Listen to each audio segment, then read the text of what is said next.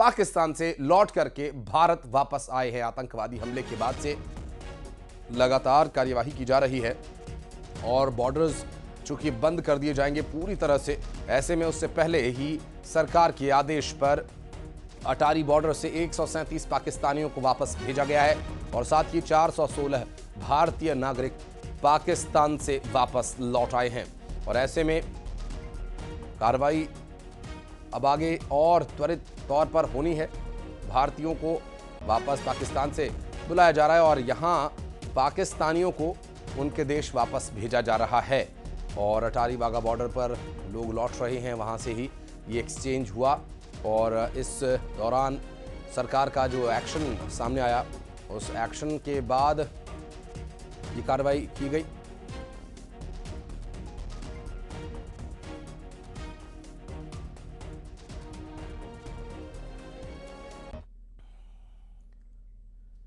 और पाकिस्तानी नागरिकों के वापस भेजने के आदेश के बाद से सीमा हैदर पर सवाल उठने लगे हैं। सीमा हैदर की पाकिस्तान वापसी को लेकर तमाम तरह की अटकलें जारी हैं।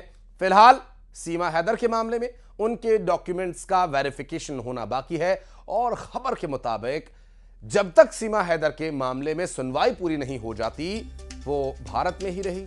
बहरहाल देखना होगा क्या सीमा हैदर को पाकिस्तान वापस जाना होगा या फिर उसे भारत में रहने की इजाजत मिल पाएगी।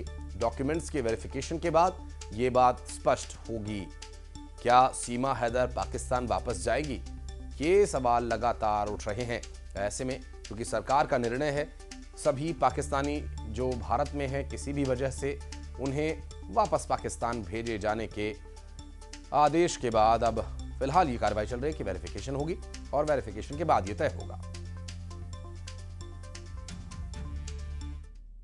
होना है उस वेरिफिकेशन में भी यह अहम है कि क्या सीमा पाकिस्तान की नागरिक है, उसके पासपोर्ट, उसके वीजा को लेकर भी जांच की जाएगी क्योंकि उस दौरान सीमा से कई डॉक्यूमेंट्स रिकवर किए गए थे।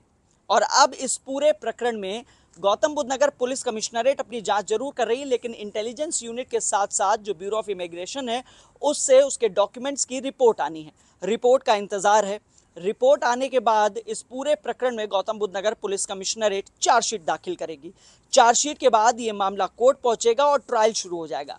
और ऐसे में सरल भाषा में ये समझा जा सकता है कि जब भी किसी नागरिक के ऊपर मुकदमा लगता है या लिखा जाता है और उसके बाद उसका ट्रायल लगता है, शुरू होता है, तब तक उसे वापस नहीं भेजा जाता है। लिहाजा एक चीज़ तो स्पष्ट हो गई कि सीमा अभी यानी 48 घंटों में भारत छोड़ के वापस नहीं जाएगी।